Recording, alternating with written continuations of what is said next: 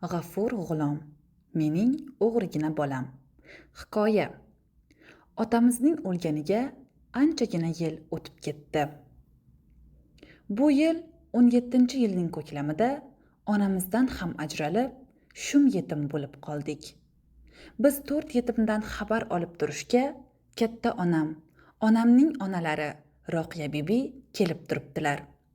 Bu kishini biz erkalab Qora buvi deb ataymiz.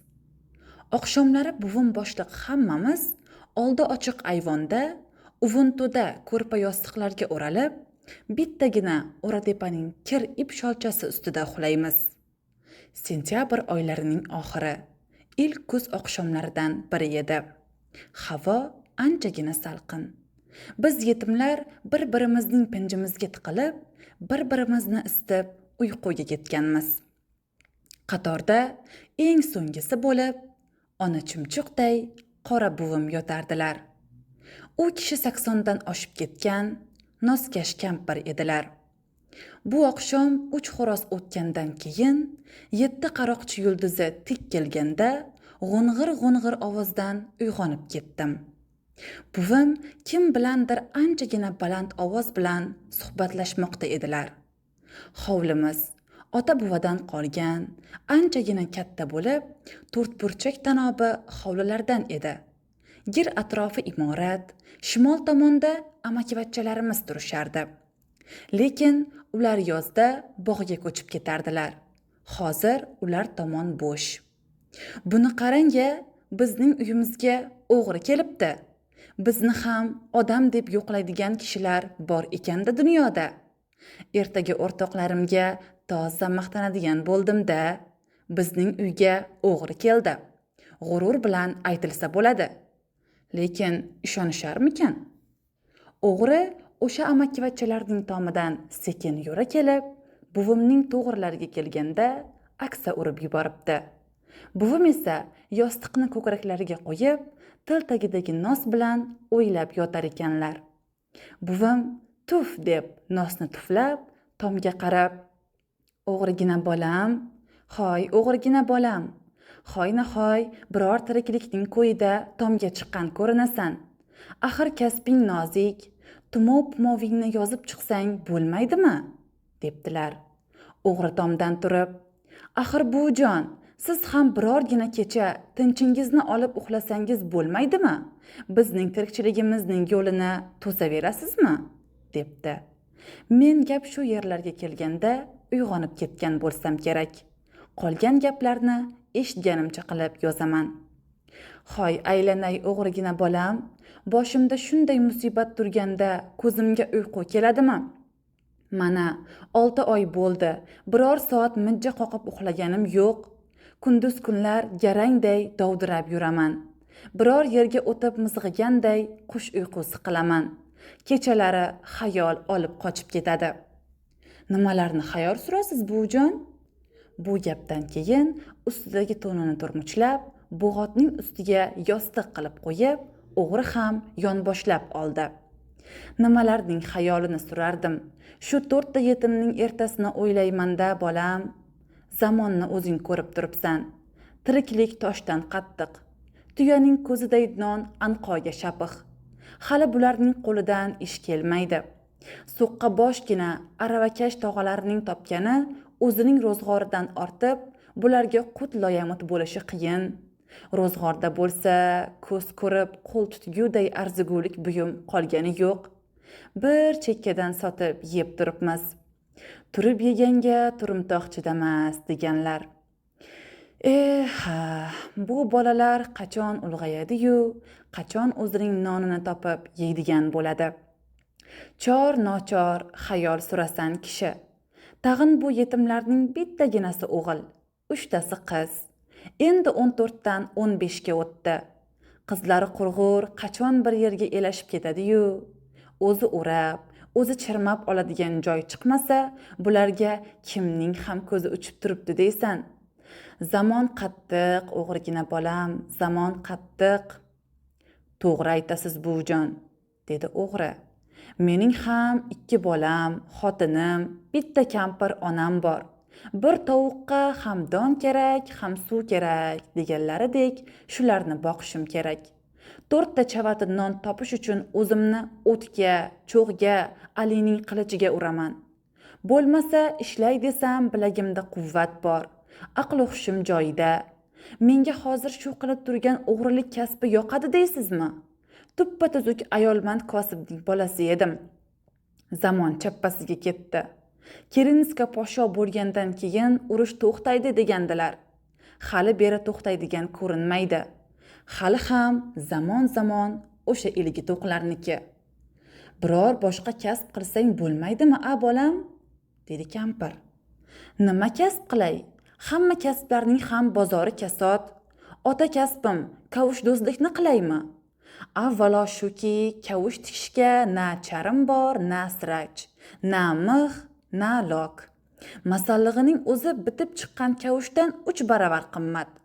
Hammollik qilay desam, avvalgidek qoplab g'alla, qoplab sabzi sholg'om oladigan badavlatning tuxumi qurigan.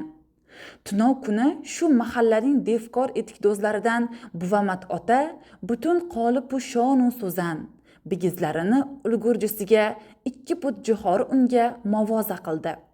Yaxshi qildi. Uning etigini kiyadigan o'zbek, qozoq, qirg'iz dehqonlari qayoqda deysiz? Qolgan emas.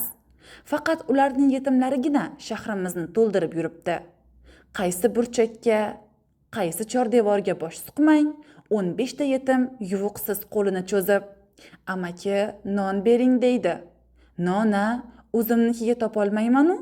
Bitta men emas, buvi, mahalladagi hamma kosiblarning ahvoli shunaqa. Pichoqchilar ham, bo'zchilar ham, ko'nchilar ham. Boringki maktab domlalari ham, mullavachchalarning ham rangi pano. Bir qoshiq obuyovg'onga zor sanqib yuribdi. Xudoyo urushi boshiga yetsin, qiyomat qoyim degani shudirda a o'g'irgina bolam? Ha, mayli. Shu yetimlarning ham peshonasiga yozgani bordir. Xo'sh, endi o'zingdan so'ray. Axir noilojlikdan-ku shu harom yo'lga qadam bosibsan. O'ziga to'qroq, badavlatroq odamlarnikiga borsang bo'lmaydimi? Mana shu mahallada Karim qori degan chitfurush bor. Odilxo'jaboy degan pudratchi bor. Matyoqubboy degan ko'nchi bor. Bularning davlati-ku mil-mil. Beshikdagi bolasi ham chetiga bayt yozilgan chinni kosada osh ichadi. Shularning tomini teshsang bo'lmaydimi? Ey buvim tushmagur, sodda sizda, sodda, dedi o'g'ri. Boylarning uyga tushib bo'ladimi? Ularning paxsasi 8 qavat, eshiklari temirdan, har bittasining qorasida eshakday 2 ta, 3 tadan itlari bor. Bu itlar hovli sahnadan bitta kapalak o'tsa, bir hafta vovullaydi. Odilxo'jaboyning g'ulamgardishida-chi, miltiq ushlagan garadavoy turadi. Jonimdan kechibmanmi? O'ldirmaganda ham sibir qilib yuboradi. Bu gaping ham to'g'ri, o'g'rigina bolam. Ammo lekin ehtiyot bo'l. El yurtning oldida tag'in badnom bo'lib qolmagin, dedi bizning kampir. Gapingiz to'g'ri, buvi. Tunov kuni Orif Sassiqning otxonasidan 4 ta tovuq, bitta xo'roz o'margan edim. Tovuq? Xo'roz dedingmi? Ha, bu maxluqlari qurg'ur, qaqaqlab seni sharmanda qilmadimi? Hamma ishning ham o'z maromi bo'lar ekan, buvi. Tovuq olgani borganda cho'ntagimga bir shishaga suv solib olaman. Keyin qo'ndoqning tagiga borib, og'zimni suvga to'ldirib tovuqlarga purkayman. Tovuqday ahmoq jonivor olamda yo'q. Yomg'ir yog'yapti shekilli deb o'ylab, boshini ichiga tiqib, hab yotaveradi. Keyin bitta hiqildog'idan tutib xaltaga solaman. Shunaqa degin, voy tavba-ey, hamma hunarning ham o'zining murt gardoni bo'lar ekanda. Shunday qilib desangiz, bujon, sirimning hashaga ochilishiga oz qoldi. Yo'q, ellikboshimiz Rahmonxo'jaga xo'rozni olib borib bergan edim, ishni bosti qilib yubordi. Rahmonxo'ja men bilan tuzuk, yaxshi odam. Bultur uni buni sotib 83 so'm pul jamg'arib, topganimiz shu 50 boshi ota deb pora bergan edim, rabochiga ketishdan olib qoldi. Ha, ish qilib bola chaqasining egiligini ko'rsin. Endi bu yoqqa qara, o'g'ri bolam. Hademay tong ham yorishib qolar. Ana, yorug' yulduz ham tikaga kelib qoldi. Oshxonaning yonidagi tutdan sirg'alib pastga tush. O'tinimiz yo'q. Oshxonada bir zamonlar bog'dan kelgan bir ikkita yong'oq to'nka bor. Boltani olib, shuning bir chekkasidan ozgina uchirib ber. Qumg'on qo'yaman. Kecha tog'ang berib ketgan zog'oradan ikkitasini olib qo'yganman. Birgalashib choy ichamiz. Yo'q, buvi, dedi o'g'ri.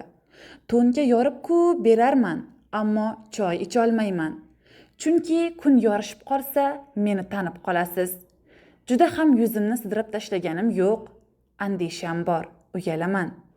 Voy o'lay, qutlug' uydan quruq ketasanmi bolam? Bir nima olib ket.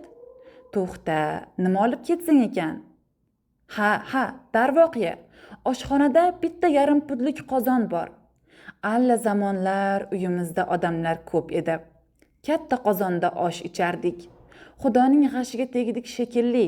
Shundoq katta, gurkiragan xonadondan mana shu 4 tagina yetim qolib turibdi. Bular qachon katta qozonni qaynatar edi-yu. Shuni olib keta qol. Sotib bir kuningga yaratarsan, o'g'rigina bolam.